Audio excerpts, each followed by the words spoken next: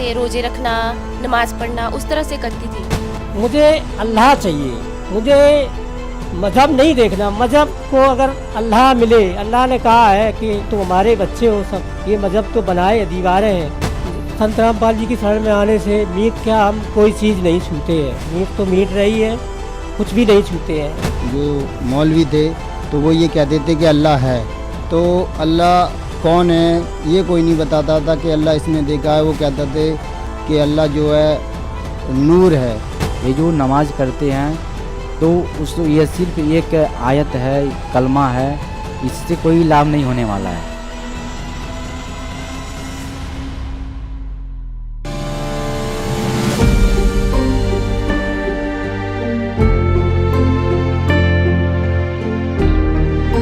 जैसे रोजे रखना, नमाज पढ़ना, उस तरह से करती थी। तो मतलब मुझे परमात्मा की खोज थी कि परमात्मा कौन है, तो मैं उसी तरह से साधना करती, लेकिन मुझे कोई लाभ नहीं होता था उससे। मतलब उल्टा और दिक्कतें, परेशानियां रहती थी। संत रामपाल जी महाराज जी की शरण में आइए, पूर्ण मोक्ष उन्हीं से मिलेगा। वही शास्त्रों के अनुसार सही साधना बता रहे हैं। बाकी तो ये भटकावा है जो पंडित लोग, जो ये तांत्रिक वगैरह, ये जो बड़ी बड़ी दाढ़ी वगैरह ये लगा के रखते हैं, इनसे कुछ नहीं मिलने वाला। इनको कुछ खुद भी इनको कोई भी ज्ञान नहीं है।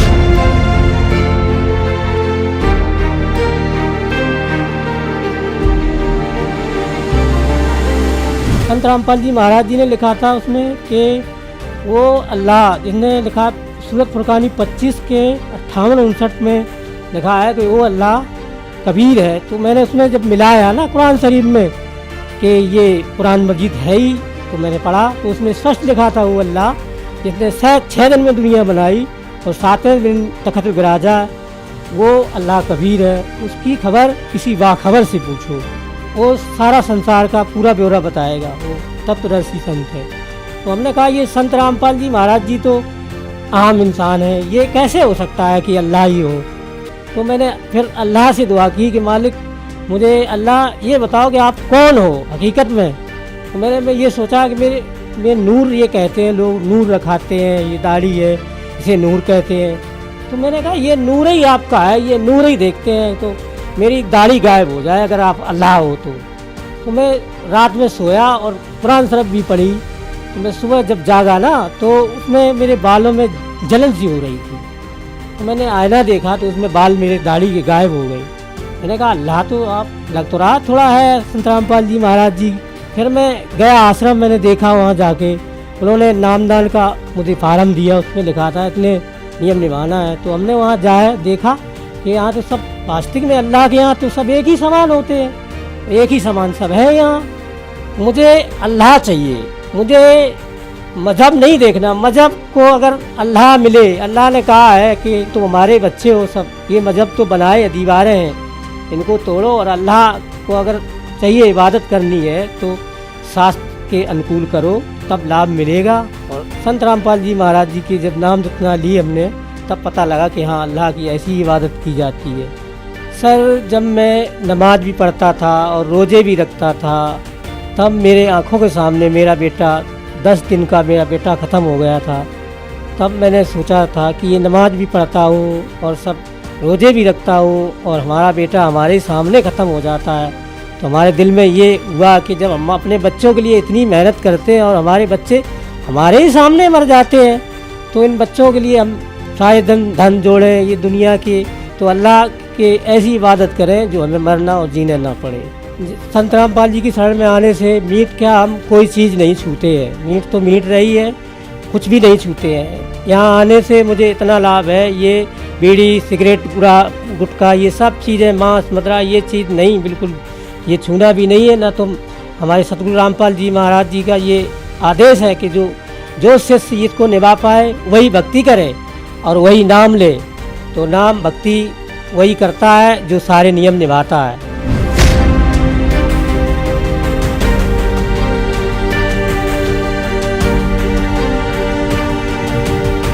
अल्लाह है। जब नमाज पढ़ाते थे जो मौलवी थे तो वो ये कहते थे कि अल्लाह है, तो अल्लाह कौन है ये कोई नहीं बताता था कि अल्लाह इसने देखा है। वो कहते थे कि अल्लाह जो है नूर है, तो हम कहते थे किसी ने तो देखा है। तो ये चीज़ का कोई समाधान नहीं हो पाता था। कुरान शरीफ में जो बता रहे थे कि बाखबर जो हैं वो कौन है, तो ये संत रामपाल जी महाराज हैं जिन्हें सारा इल्म है और सारी जानकारियां हैं इनको, और ये अपने कुरान शरीफ से ही बताते हैं। 99 नाम होते हैं अल्लाह के। तो मैंने कहा कबीर नाम भी है, तो अपने घर से कैलेंडर लेके आए तो उसमें लिखा था सबसे पहले ही कबीर बड़ा।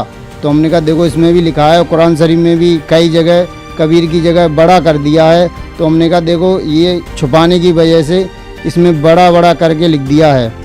तो वो कहने लगे कि चलो ठीक है आओ वहाँ जाते हो पर नमाज पढ़ो। तो मैंने कहा मैं नमाज कैसे पढ़ूँ, नमाज क्या है? तो उन्होंने कहा कि नमाज जो है नबी की आंखों की ठंडक है।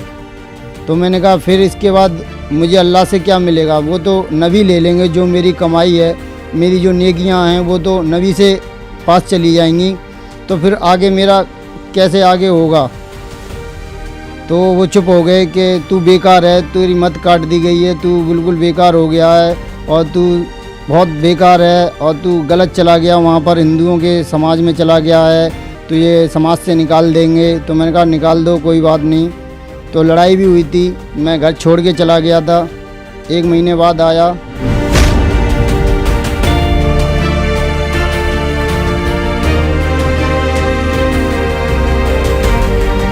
उसमें कुरान की भी 2-4 आयतें पाई, जो कि सूरत फुरकानी 25 आयत नंबर 52 से 59 तक उसमें दिया था कि जिसने 6 दिन में सृष्टि रची और 7वें दिन तक पे जा विराजमान हुआ वह अल्लाह कबीर है। उसके बारे में किसी बाखबर से पूछो जो तत्व से उसे जानता हो। तो मेरे मन में एक ऐसा आया कि सारे कुरान का जो मेन चीज़ है वो यहाँ पे इन्होंने बता दिया, और आज तक हमें किसी मुल्ला ने किसी मौलाना ने ये नहीं बताया कि वह अल्लाह कौन है। किसी से पूछते थे तो वही बताता था कि अल्लाह निराकार है, बेजून है, उसे कोई देख नहीं सकता, वही सब कुछ करता है, वही सबको मारता है, जिलाता है, लेकिन मेन चीज़ नहीं बताते थे कि वो अल्लाह कौन है। अल्लाहु अकबर कहते थे, किसी से पूछते भी थे तो वही कहते थे कि अल्लाहु कबीर। अल्लाहु अकबर का मतलब अल्लाहु कबीर, यानी वो कबीर कौन है, वो कबीर, वो जो कबीर का मतलब बड़ा बताते थे।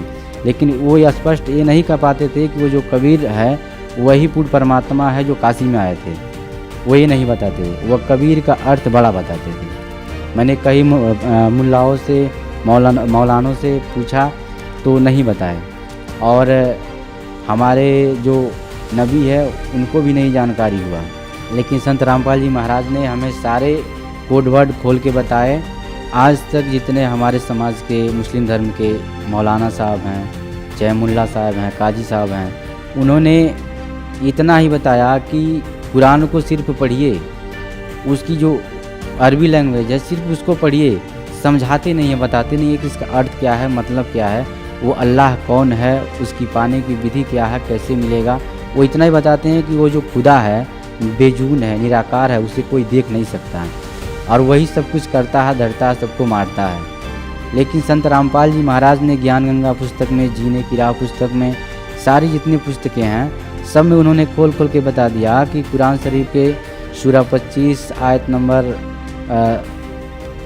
52 से 59 में, सूरत फुरकानी में, उसमें साफ साफ लिखा है कि जिसने 6 दिन में सृष्टि रची और 7वें दिन तक पे जा विराजमान हुआ वह अल्लाह कबीर है। उसकी खबर किसी बाखबर से पूछ देखो। और मैंने कई मुल्लाओं से पूछा कि ये बाखबर कौन होता है, इसका मतलब क्या होता है, तो वो ये नहीं बता पाते बाखबर कौन होता है। तो मुझे संत रामपाल जी महाराज से ज्ञान हुआ कि वो बाखबर वो होता है जिसे सारी भाषाओं का ज्ञान हो, जिसे सारे वेदों का, सारे ग्रंथों का ज्ञान हो, जो सब कुछ खरा खरा खोल के बता दे वो परमात्मा कौन है, अल्लाह कौन है, खुदा कौन है, उसके बारे में सब कुछ बता दे, वही बाखबर होता है। तो मैंने कई मौलानों से पूछा, काजियों से पूछा कि वो बाखबर आप हैं या फिर कोई और है, उससे मुझे मिलाइए, मुझे अल्लाह के बारे में जानकारी चाहिए। तो किसी ने नहीं बताया। वो सिर्फ अरबी भाषा का वो ज्ञान रखते हैं। वो यही मानते हैं कि जो अरबी पढ़ना जानता है वही मुसलमान है, जो नहीं पढ़ पाता वो नहीं है, वो इतना ही जानते हैं। तो मुझे संत रामपाल जी महाराज से ये ज्ञान हुआ। और मैंने कुरान शरीफ को ये भी पढ़ा, उसमें सूरा 42 में आयत नंबर 1 जो है हामीम ऐन सिनकाब, जो कोड वर्ड है उस पूर्ण परमात्मा के पाने का, जाप करने का, जो कि वो तत्वदर्शी संत ही बताता है, इसके बारे में भी जानकारी हुआ। हमने कई मुल्लाओं काजू से पूछा तो इसके बारे में उनको बेहद रूप से जानकारी नहीं थी। उन्होंने ही बताया कि हमारे नबी को इसके बारे में नहीं पता है तो हम कैसे बताएं। कई लोगों ने इधर उधर की बातें करके भरमाए। फिर हमने ये भी पूछा कि ये बताइए वो खुदा कैसा है, साकार है कि निराकार है, वही बताएं कि वो जो खुदा है वह निराकार है। मैंने कहा कि कुरान शरीफ में यह सूरा 25 में सूरत फुरकानी में यह आयत नंबर 52-59 में जो दिया है कि जिसने 6 दिन में सृष्टि रची और 7वें दिन तख्त पे जा विराजमान हुआ, तो विराजमान होने वाला तो साकार होगा, जो विराजमान हो रहा राजा के समान। जैसे हम लोग पढ़ते थे कि दिल्ली के तख्त पे सिकंदर लोधी का तख्त पे विराजमान हुआ, तो वैसे जब वो तख्त पे विराजमान है तो वो भी तो राजा के समान होगा। तो कौन है? तो वो इस बात को इधर उधर की बातें करके भटका देते थे। तो फिर हम संत रामपाल जी महाराज की पुस्तकें पढ़ी, धरती पर अवतार, उसमें और सारी ज्ञान हमको मिला, जिसमें दरूद शरीफ के बारे में मिला, फिर कलमे के बारे में मिला, उसमें भी अल्लाह कबीर के बारे में जिक्र है जो कि उसमें बताया गया है। कई जगह कुरान शरीफ में अल्लाह कबीर के बारे में जिक्र है, उसमें कबीर साहब का नाम कबीरू कबीरन खबीरन नाम से उसमें जिक्र है। लेकिन हमारे जो मौलाना साहब हैं, जो काजी साहब हैं, वो लोग कबीर का अर्थ बड़ा बता देते हैं कि वो कबीर जो है, कबीर का मतलब बड़ा होता है, और वो अल्लाह जो कबीर है वो बड़ा भगवान है। तो बड़ा भगवान कौन है? वो जो काशी में आए थे 600 वर्ष पहले, कबीर साहब वही हैं करके। और आज भी अनेक प्रकार की बीमारियां लोगों के ऊपर आ रही है। अगर इन मंत्रों में शक्ति होती तो आज उनकी सारी बीमारियां ठीक होती, उनके ऊपर कोई कष्ट नहीं आता, कोई अकाल मृत्यु नहीं होती, किसी को कैंसर तक नहीं होता। लेकिन आज ऐसी हालत है कि हम सारी साधनाएं कर भी रहे हैं, फिर भी बीमारियां आ रही है, परेशान हो रहे हैं, अकाल मृत्यु भी हो रहा है। तो ऐसा इसलिए हो रहा है क्योंकि हम शास्त्र के अनुसार, अपने कुरान के अनुसार नहीं साधना कर रहे हैं। क्योंकि जो भी साधना हम कर रहे हैं हमारे शास्त्र के विरुद्ध है, जिससे हमें लाभ नहीं हो रहा है। और इसी कुरान शरीफ में लिखा जो रियल मंत्र है, जो रियल मार्ग है, वो संत रामपाल जी महाराज बताते हैं। उसी साधना से सारे कष्ट, सारे रोग, सारे दुख दूर होते हैं।